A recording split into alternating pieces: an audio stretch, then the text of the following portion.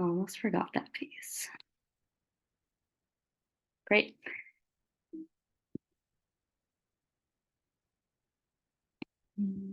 Sorry, folks, just getting onto the slides. So first, we're going to cover what inclusive language looks like and what does it look like in terms specifically of access and disability. There are some general do's and don'ts when referring to disabilities and folks who are disabled. Some do's would be to keep in mind when talking to an individual, use the language that they use to refer to themselves. Some people prefer person first or identity first language. An example of this would be person with autism, that would be person first, or identity first would be an autistic person. There is no right or wrong way to refer to someone, and it is all about preferences. Most of the time, you are just free to ask what people prefer. So be sure to ask someone if you are unsure of their own language preferences. Some general don'ts, we stray away from using euphemisms, as in differently abled or special needs. It's important to show that disabled isn't a bad word, and we should all become comfortable using it. In terms of another don't, please don't use phrases that suggest victimhood of a disability, as in someone is afflicted by or suffers from a disability. It is part of their identity. It is something that they have and not something that is negative or seen as a form of suffering. Something else is to be assured not to assume someone's disability status or identity. There are plenty of disabilities that are not outwardly visible to someone who might just see someone walking along the street. It is safe to assume, or it is better not to assume whether someone is disabled or not, as in you never know what someone might be going through. This QR code available has links to the APA Inclusive Language Guide, which covers inclusive language in terms of various identities, but specifically there is a section that talks about inclusive language in terms of access and disability, and it will go over some examples of these do's and don'ts and real world examples of what that language looks like. So if you would like to take a look, feel free to scan that QR code. Next, we're going to cover accommodations. What do accommodations look like in school versus in the workplace? And before getting into some differences and similarities, we're going to go over quickly what are accommodations. So accommodations are changes that are meant to remove barriers so that people of all abilities can do their best work. And again, that can be in school or in the workplace. Accommodations are legally required in schools and workplaces to give equal access to people with disabilities. And something that is important to note is that accommodations don't change what students learn in school or what responsibilities employees have at work. However, they do change how people learn and how people get their work done. So in terms of just considering what people's different needs are and access needs, accommodations can help someone be successful in the academic environment and in the professional environment. Some examples of academic and workplace accommodations are shown here. So common academic accommodations would be extended time on exams, access to a distraction-limited environment in terms of test taking and working on individual projects, note-taking support, some access to alternative materials such as audiobooks. And in the workplace, it can revolve more about the certain job duties that are expected in a particular position or the physical access of the office space, the workplace. So workplace accommodations can look like changing job tasks, having a reserved parking spot, improving access in a work area, changing presentation of tests and training materials to make them accessible, providing assistive software or equipment, and at times a flexible work schedule as well, such as hybrid options or remote options, especially now that that is a lot more accessible generally. Next, to quickly talk about disclosure in the workplace. What does disclosing a disability look like? Also, is disclosure necessary?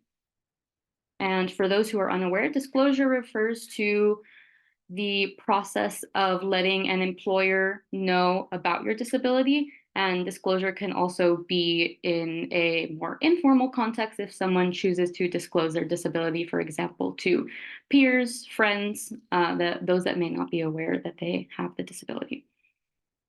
In terms of disclosure in the workplace, disclosure can happen at any point in the job process. There is no right or wrong for disclosing a disability. This can happen in the interview stage, after accepting a job offer, or after beginning in a role and realizing that I think accommodations could be helpful in this role. So there is no right or wrong to doing that. Just think about what timeline works best for you.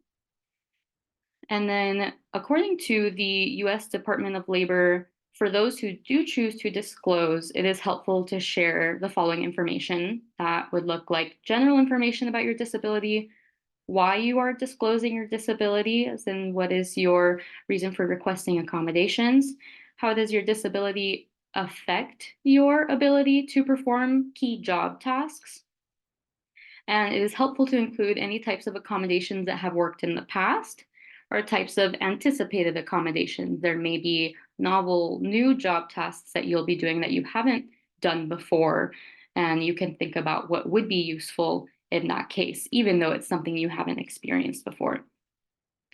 Disclosure can be done in writing or through oral communication. For example, someone in an interview can refer to their experience with their disability, and that would be to disclose orally. It is helpful to do so in writing when you are requesting accommodations. That way, if you ever need to follow up with an employer or provide proof that you did request the accommodations, you can easily refer back to that. So always helpful to consider that part as well. And then a lot of times we ask, is disclosure necessary? Disclosing a disability is not required in the workplace, in academic environment as well. And disclosure itself is a very personal decision. It often takes people a long time to become comfortable freely disclosing, talking about their disability. Everyone's experience with their disability is different. Someone also might become disabled at a different point in time. And so getting used to that conversation is something that takes time and is very personal to someone's experience. It is always up to the person disclosing whether or not they want to disclose for this particular role. For example, there might be certain jobs that have tasks that you would be able to do easily without accommodation, and you might then take on a position that requires more responsibilities, more job tasks that would be helpful to have accommodations to work through those. So it can be helpful to think about certain job duties, any previous accommodations you've had that have been helpful, or the work environment itself when considering, will I disclose for this particular role? Also, it is important for people who are disclosing to know their rights, in that that employers are legally required to provide reasonable accommodations, and you cannot be discriminated against for your disability. For those who are on the other side of, for example, hiring, working with disabled employees, it is important for those to learn how to support others who choose to disclose, how to make that environment safe for someone who comes to speak about requesting accommodations, choosing to disclose such personal information.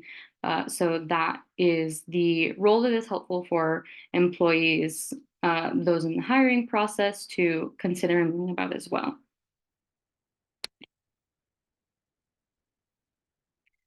Next, we offer some resources available both for students and employers.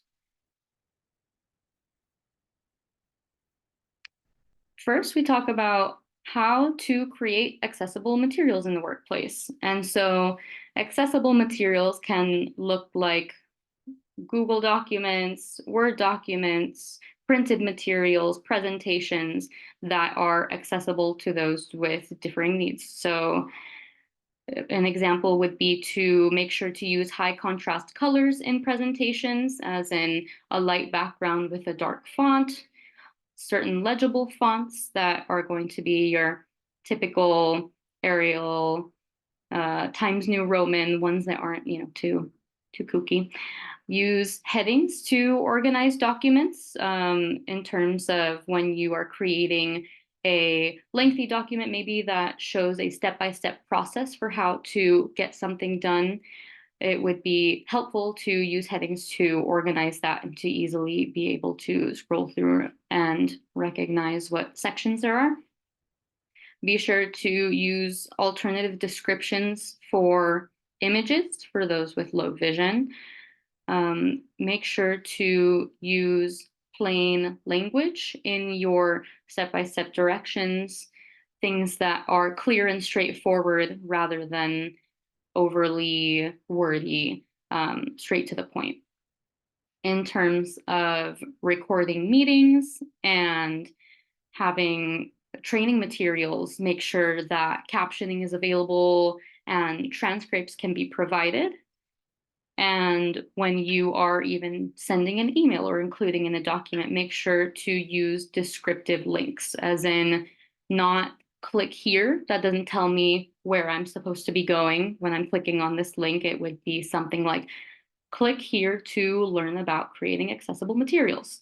And that entire phrase would be the hyperlink. I have another QR code for you all. This QR code is a website that goes to Designing for Accessibility. It'll go over some best practices in terms of online materials, documents that are accessible. And it also has some little hands-on prompts that you can do for figuring out what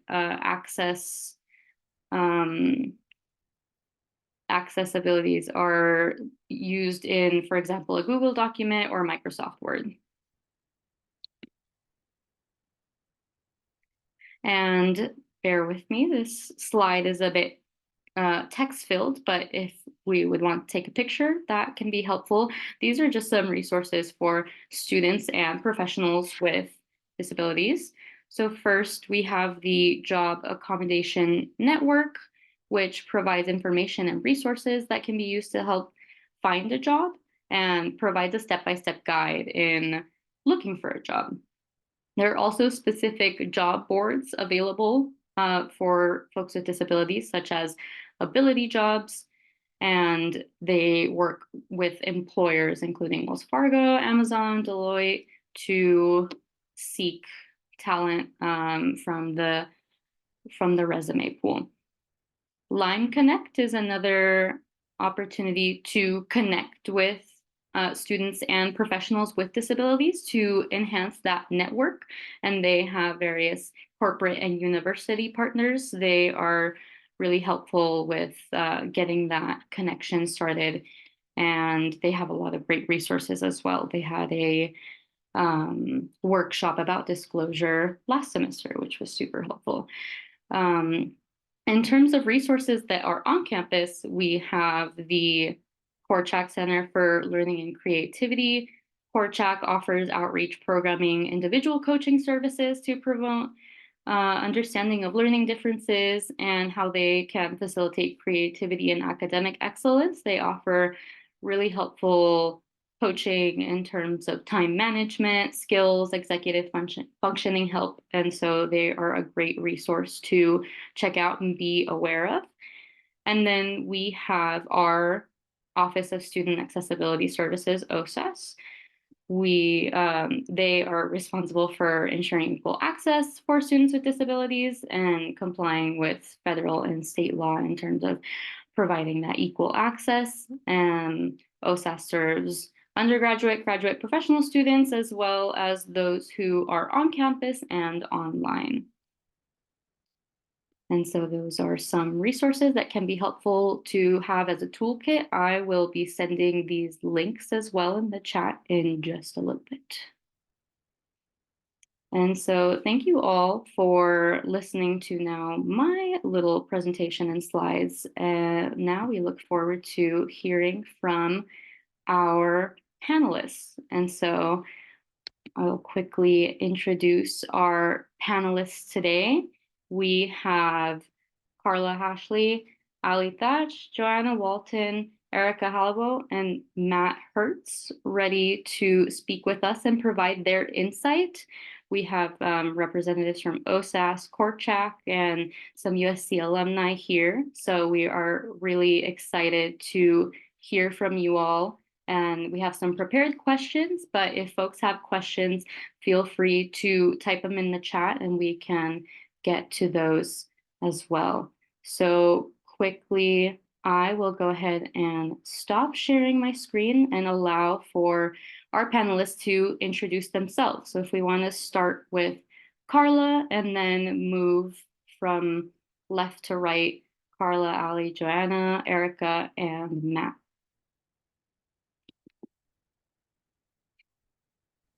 Hi, I'm Carla Hasley. I'm a program specialist in the School of Architecture, and I'm dyslexic. I also have some anxiety, depression, PTSD. You know, it's a fun list of things. But I've had the experience of how to disclose and how to share with employers. I mainly worked in nonprofits before coming into higher ed, so I have a kind of experience. This is I love this workshop because it's something that I did not have when I was graduating college, and I really have stumbled my way through much of the last 20 years of figuring it out. I see some really adamant nods, which I am very much appreciating. And so I'm really happy to be here and be any kind of support and tell you what has worked and what has not worked for me in disclosing.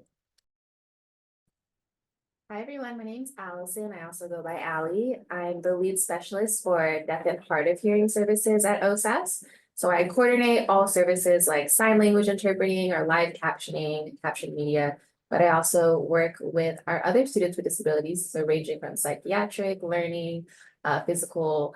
I work with everyone. Hi, I'm Dr. Johanna Walton. I go by Jo. I'm the postdoctoral fellow at KCLC. And yeah, similarly, this wasn't the sort of thing that happened in my undergrad experience. So happy to be here, happy to talk about accessibility. Hi, everyone. I'm Erica. My pronouns are she, her, hers. I work with OSAS as the note-taking services specialist.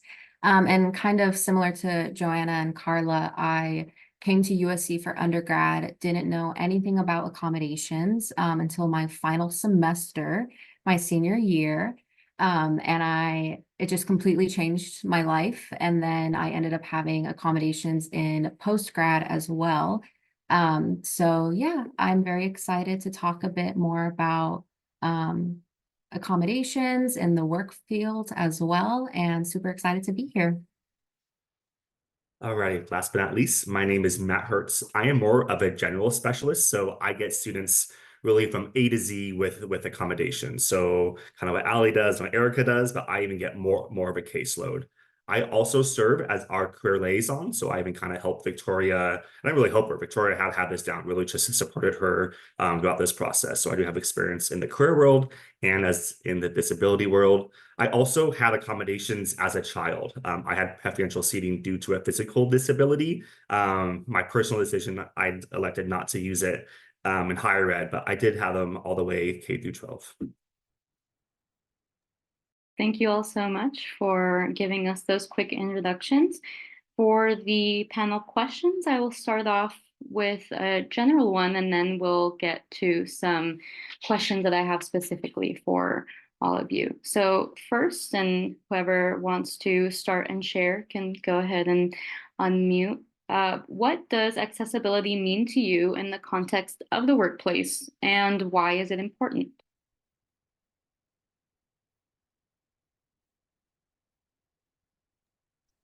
think very broadly and probably like largely psychologically informed, since that's my role. It's that a given person's disabilities or just abilities in general won't preclude them from being able to perform their job responsibilities. There's like a flexibility in both the context, like the physical space of the work place, and others' perceptions of them. I can kind of follow up. And to me, accessibility really means kind of equal access. That is kind of a big theme that we really kind of almost like our motto within our OSAS office. So that's kind of what it means to me, is assuring students that they have equal access, whether physical, psychiatric, in the dining halls, in housing, you name it. I really kind of, how I resonate with that accessibility is giving all of our students that equal access. Echoing off of Matt, and when I'm thinking about accessibility in the workplace, I'm thinking about physical and digital accessibility. So like how accessible are doors, restrooms, walkways, but also like the digital accessibility, that's a huge part. How accessible are the materials employees are working with, the like, you know, Word docs or PDFs, those have very different standards for accessibility is. I was gonna add on as well, just to me, it just means in general, just having like a very inclusive workspace. So also allowing not only just like the physical accessibility, things like Ali was saying, like the doors and just the actual workspace being accessible, but also just allowing that open communication and allowing people to be kind of open about their experiences. Even if it's just letting your supervisor know, hey, I'm experiencing, you know, some pretty significant impact today, like I might need to work from home, being able to kind of have that flexibility in that workspace as well. And just employers being understanding and like flexible with their employees as well, I think to me is what makes it really important with acknowledging just accessibility in general in the workspace. And for me to build on that, because that beautiful, that's what I want to see, is really helping me to set me up for success. Realize that all of our brains work differently, and it's not a better or a worse, it's different. For me, it's an intellectual, but like just coming to be able to be creative and to be open and bring our authentic selves and not feel like there's only one way to do something has been a big way that I think accessibility can be talked about and brought into. And I think one of the things to me in the context of workplace is that so often we know what it looks like maybe in education, but how does that translate, and what are the things, and how also I'm the best expert on my own disabilities. So like how can we work together on that to achieve multiple goals? Thank you all for those perspectives. I think it is cool to hear about the different sorts of ways of thinking about it, right? Physical accessibility, as well as creating a culture of open communication and embracing those differences, right? Again, it is differences, not better or worse, and those should be celebrated. So my first question will be directed towards Carla. And I want to ask, did you choose to disclose your disability to your potential employers or employers that you were working with at the time? If so, how did you disclose your disability? And what strategies did you use to advocate for accommodations? And this is such a great question. And I'll say for this, I went into the workforce being like, I don't know what I'm supposed to do. I've always had a letter. I've had somebody that's talked to me. I've had somebody do it. And I got kind of pushed in the working world being like, I don't know. And I also knew that like discrimination was a thing. So like, how's that what's that tightrope? And how to navigate that. So I'll be honest, I think for most of the jobs I've disclosed after I've gotten hired. I will say it's had a moment. I was a finalist for a job and I didn't get it. My friend worked at the company and they were like, well, her writing wasn't very good. And Kevin was like, well, you know, she's dyslexic, right? And they were like, no.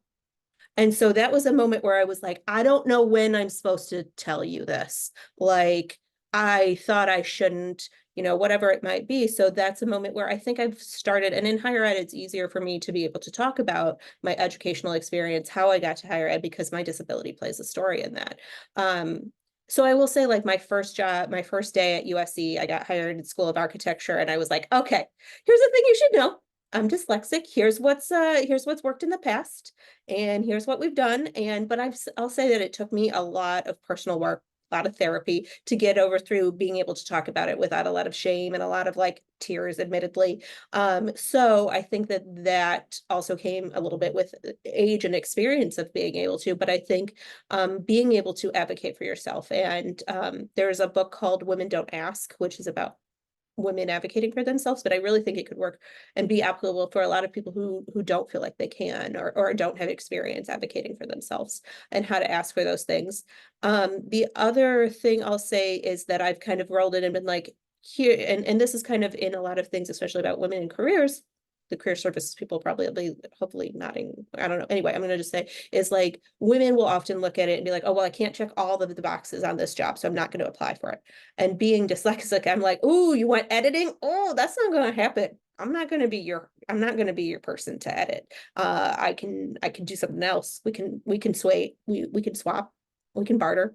Like, and so knowing that I can't check all of those boxes that when I apply for things. So going in and trying to be kind of upfront about what my limitations, my realities are, and then saying what has worked for me in the past, but also being open to kind of what other people, what their experiences are, what they are looking for. One of my past job in a nonprofit, I didn't do a lot of writing, and it was partly where I was like, I'm not a strong writer. I don't write. And then I was like, I feel like this is atrophying and I would really like to work on this. So how can we work out a system? And I'm going to not be offended that you're going to edit it to high heavens. But I want to work at it. And my boss was like, it's actually easier for me to edit something to write something new. And I was like, and I can't edit something, but I can do a first draft. So we really came up with this idea that I created the stone and she would polish it. And so I think in terms of like being able to be creative, being able to think about it. And so disclosing is kind of, I also now have it as part of my signature in my emails is, I don't even know what it says. It's been in there, and it was a suggestion actually from that boss. So I don't really have to go around and tell every individual person. It's like disclaimer, I'm dyslexic. So typos and errors are unintentional. Please feel free to clarify anything. Like, and it kind of feels like it takes the pressure off of me and my disability to say like, yeah, also it takes the judgment out of people being like, well, there's a typo. Did you know that there's a typo? No, I didn't. My brain honestly does not see that typo. So like, get off your high horse. And like, also, you knew what I meant. Okay, I'll stop talking, but thank you. Thank you so much for sharing that and giving those like real examples of your experience. I really like that conversation about figuring out what works in terms of, people's individual strengths. You talk about how you are good with writing something new and someone else is better at the editing part. Figuring out what works in terms of teamwork, workflow, things like that is really important to consider. So I really appreciate that perspective. Thank you. And my next question is for Matt. How can employers effectively communicate the importance of accessibility to their workforce and foster a culture of inclusivity in the workplace? Thank you, Victoria. I almost would switch this question to if I were an employer, like what would I do to kind of give that workplace fostering inclusivity, ensuring all my employees have like that equal access. Number one, as an employer, again, if I'm the CEO of a company, is keeping myself updated about legislation, work accessibility, different laws, just keeping updated on that because it is ever changing. I mean, we just changed laws in the 70s, in the 80s, to ensure employers to have equal access in the workplace. That was, 30, 40 years ago. So really, as an employer, again, if I'm my employer, I'm constantly doing professional workshops, attending workshops, and seeing kind of how accessibility laws are changing. I think that is really, first and foremost, number one.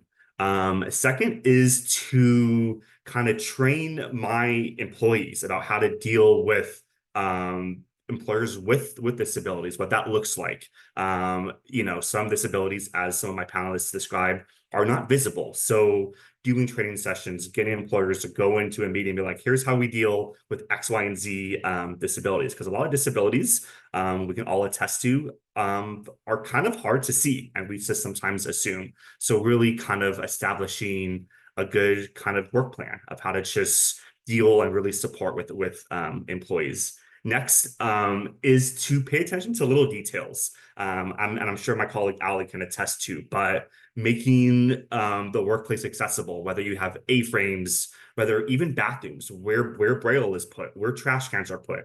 There's little details that sometimes I don't even think of, but if I'm an employer with a company that do have employees that have, potential low blind vision, to keep that, in the front of my head if I am an, again, employer or CEO of a company, as well as digital. I think that word digital, everything we do in workplace is pretty digitalized. I know there's gonna be other, vocations that maybe not, but seeing how large keyboards versus small keyboards, mouses, chairs, little things like that go a really big way into ensuring a company has equal access and the thought of inclusivity.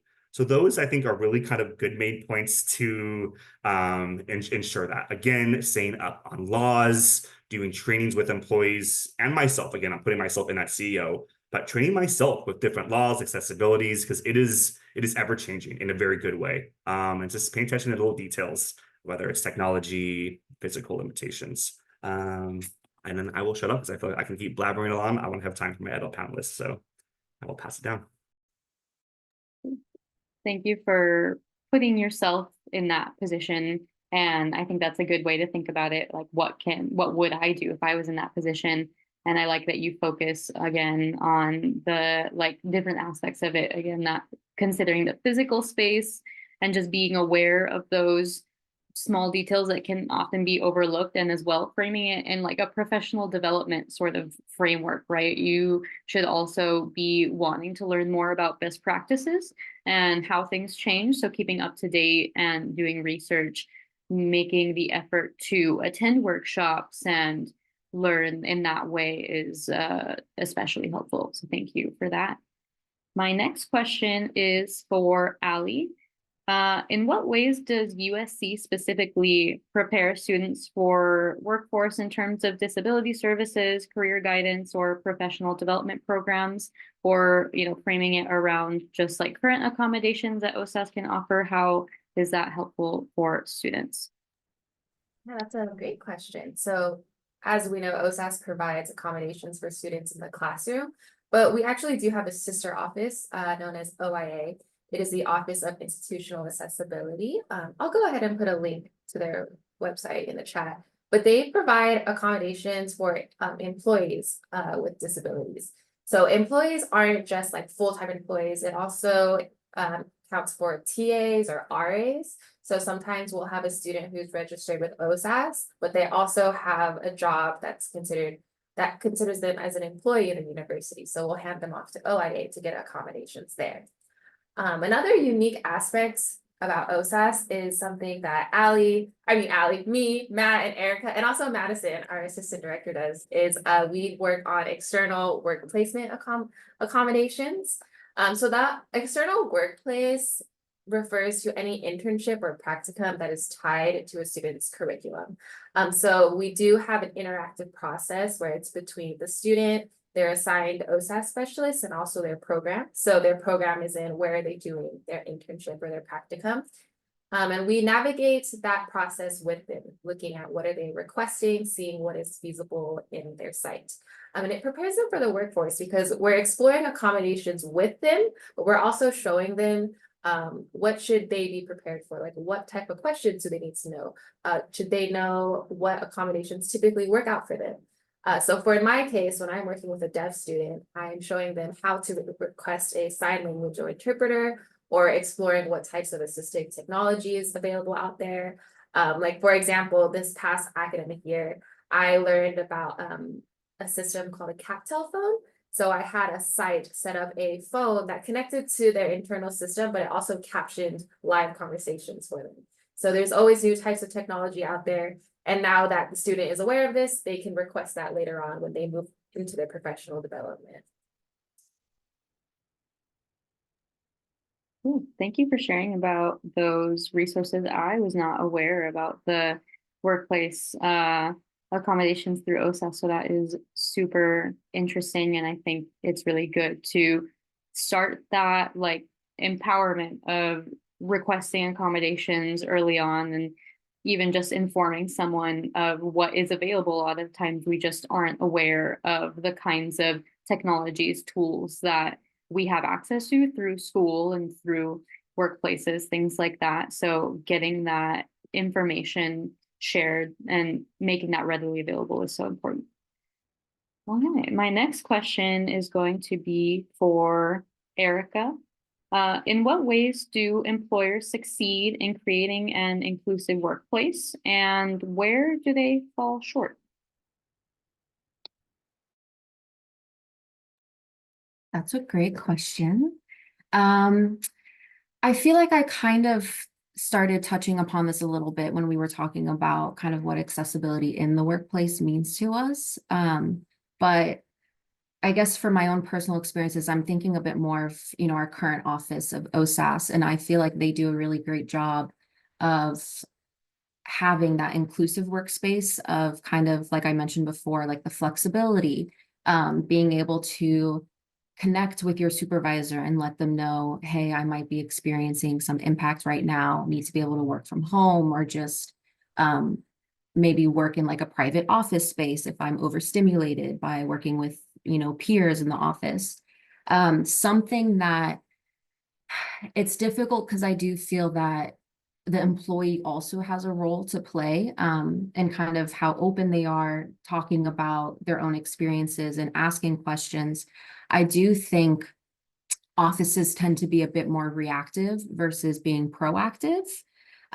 So I feel that people only really make changes when they're told to. But kind of, Carla, you mentioned something that I thought was really important, is that you as an individual are kind of like, yourself the best, what works for you, what doesn't work for you. So I do think that there is a role in the individual to be able to communicate that. So I do think kind of the employer opening that space and having like open communication, allowing for people to feel comfortable to come forward. I think our office does a really great job of like promoting mental health, taking, mental health days, supervisors sharing their own experiences kind of in the workspace, and that allowing for, the employees to then come forward and talk about their own experiences. I do think that we could get better at being proactive, kind of having those conversations early on, and like in our instance, early on in like the school year, and when we start before things get kind of hectic. But yeah, I think that, yeah, mostly just comes down to just open communication, understanding. And I think that's what will do the best at creating a workspace. Thank you for sharing. Yeah, I'm liking this emphasis throughout of this open communications, providing that space, becoming more knowledgeable. And I think what you're saying about being proactive versus reactive is also really important. Great. So this question now I have for Johanna. How can disability or divergent thinking provide unique perspectives or strengths in a professional role or workplace? Yeah, absolutely. So yeah, the disability is kind of introducing the opportunity for that divergent thinking, which is essentially creative problem solving. You're thinking about the ways in which a particular thing could be used differently or approached differently, and that's necessary for something to not only operate smoothly, but also to be efficient, and include more perspectives that are going to like enrich the workplace for everyone. So in thinking about this question, I was like, what's a good example? And what I love to bring up with my clients is Inside Out, the Pixar movie. Of course, this is like a small and like kind of maybe weirdly applied example, but like sadness, nobody wants her around, like, and you just want to like contain it. But she offers this very unique thing to the enrichment of the emotional experience, and it opens the door for more to be experienced, like overall. So that's my take on that. Cool. Yeah, thank you for giving that example. I think something that we should maybe also consider when framing like accessibility and different perspectives is that a lot of times a change can be made that is beneficial across the board for, all folks in the workplace. Just because we might all not need a particular accommodation, it can make something easier, smoother in the long run. And having those available from the jump can just minimize having to request accommodations, if they're already in place and that workplace is already accessible, people can offer their work in the best way that they can from the beginning, and just makes the access available to everyone. And that's kind of what, the point of accessibility as we talk about it. Cool. And then this last question that I have prepared is also an open question, not for anyone specific, but I'd love to hear from you all. What advice do you have for employers and educators on creating more inclusive environments and supporting disabled individuals? I can kick us off, Victoria. And I think a lot of the panel alluded to this, is having that open door policy, being the capability, whether a student, whether an employee, they can come in the office and express their disability, whether it's something psychiatric and they're suffering,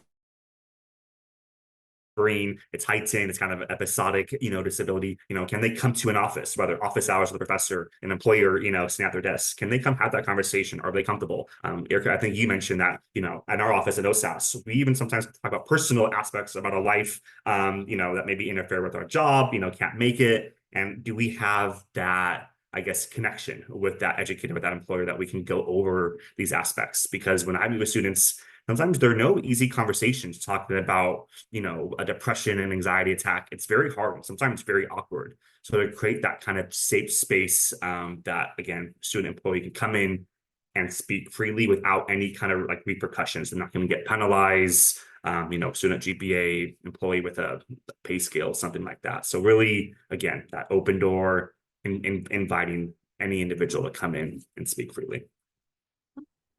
Yeah, absolutely. Bouncing off that, I think it's definitely the open door, open communication. And in that, one way of doing that is to like model that compassion and understanding, and modeling appropriate disclosure or self-disclosure to whatever extent you feel comfortable, like Matt was saying. It goes a long way to signal safety to the students and the employees, that this is like a space that can be shared. Being mindful of like your own biases and how you might be talking about things, because anyone with any different identity is going to be looking for those, being like, okay, that's how they talk about this thing, so I could go there, I couldn't go there. So yeah, mindful of your biases, mindful of how you're modeling, and then also mindful of power dynamics, like Matt was also saying. If it's students are constantly aware of like, you have my grade in your hands, so how it could this be negatively impacted. And so addressing those at the beginning of class, like at the course of, that they know their resources, they know their avenues of recourse should they need them.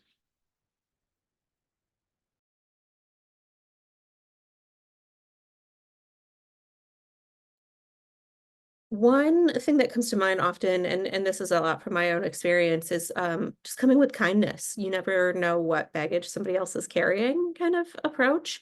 And hopefully that can be modeled in relationships that you have. And I think that can go a long way in terms of building that safety to disclose, or to ask for that accommodation, or to say, this accommodation isn't working, can we do something else?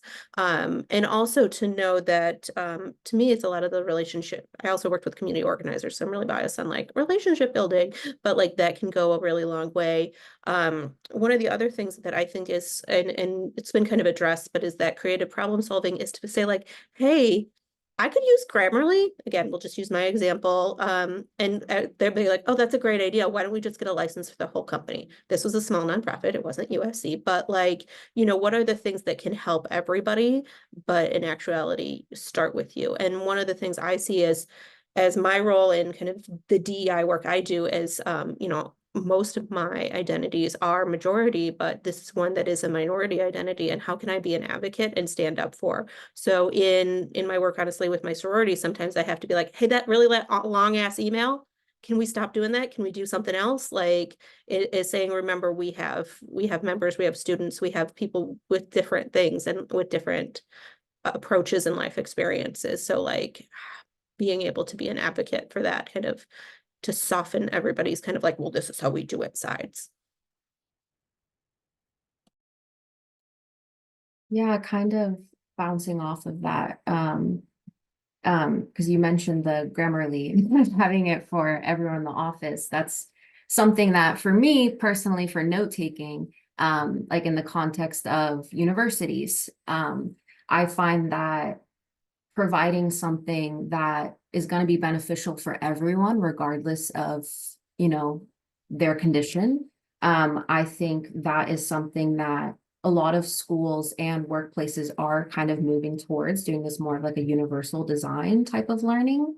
Um, I I feel that I'm noticing more with, you know, newer generations, that I feel that mental health and just identity is very much more prominent and people are more open about it.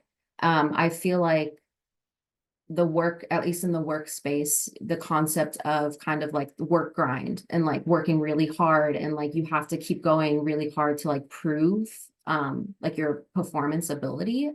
I think that is starting to change a bit, and I view that as more of a positive thing, like acknowledging that burnout is real, knowing what works for you. Like if you can't, I personally can't send an email before a certain time because my thoughts, like I can't formulate thoughts that quickly early on. And just being able to have that like individual flexibility in the workspace, but also in like a classroom, I think, is a good first step for kind of creating that more inclusive environment. But yeah, my thoughts on that. I think that employers and educators should take a more proactive approach when it comes to supporting individuals with disabilities, especially in like institutions or organizations that are saying that they promote inclusivity. I think they need to be prepared. And that means like doing their due diligence on knowing what are best practices, seeing what types of like agencies or resources they can contract with to make things more accessible. I also would advise that employers include individuals in the decision-making process, because individuals know what works best for them. So it wouldn't necessarily be right to just make an accommodation decision on their behalf. I think the interactive process still needs to translate over to the workplace side. Sorry, if I may, one quick thing to Allie's point is at my old nonprofit, I told them they weren't allowed to talk about my disability unless I was in the room. That it was, I had spent my entire childhood and years being outside of that discussion, and the only way we were going to talk about it is if I was in the room. And so, and they were like, oh yeah, okay, yeah, that makes sense. And they were super amenable to it. But like, yeah, I want to just say that was one of my biggest wins for advocating for myself. Awesome. Thank you all for providing your perspective on how we can generally advocate for ourselves, others, creating a more inclusive environment in terms of access and ability. And that's kind of, what this was all about. In terms of if folks in the Zoom room have any questions, feel free to drop them in the chat. I do have another question directed towards the folks who have had accommodations in school. How was the transition from school to the workplace for you? I know, again, we're not always needing to request accommodations in certain settings. So what went into like decisions for that? How was that for you?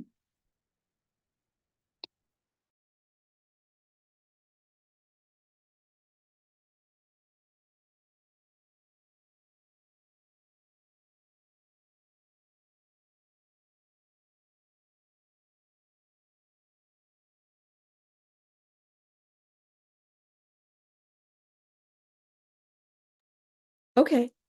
Well, never to be shy.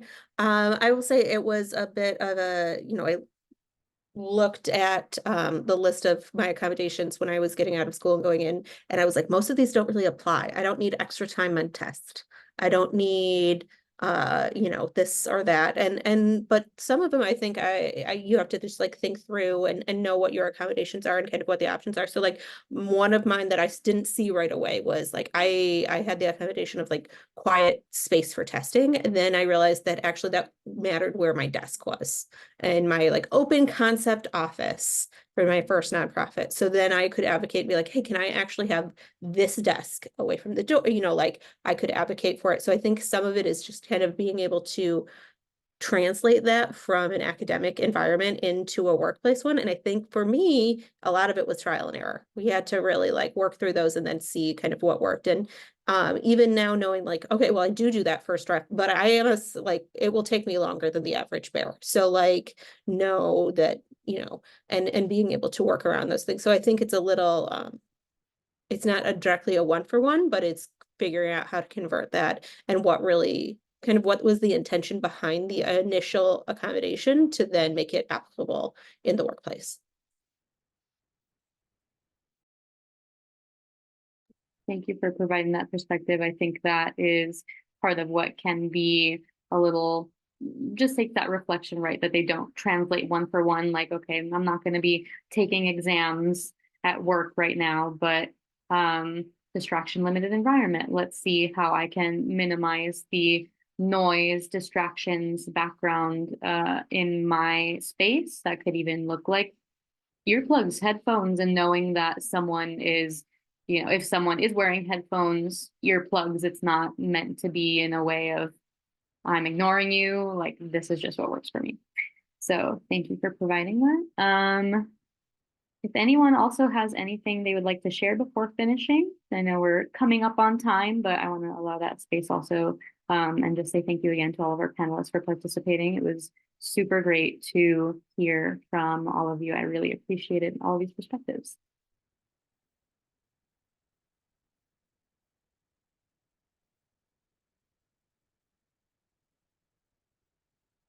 Cool. Okay. And then I realized a lot later that I did not introduce myself. My name is Victoria. I am a Career Center graduate intern, and I want to thank you all so much for attending this workshop. It again was great to hear from everyone, and I had a great time working on all of this. So thank you all. And again, if there are any questions, feel free to stay back. You can also unmute if you feel comfortable, but thank you all for attending again. And I hope you have a good rest of the day.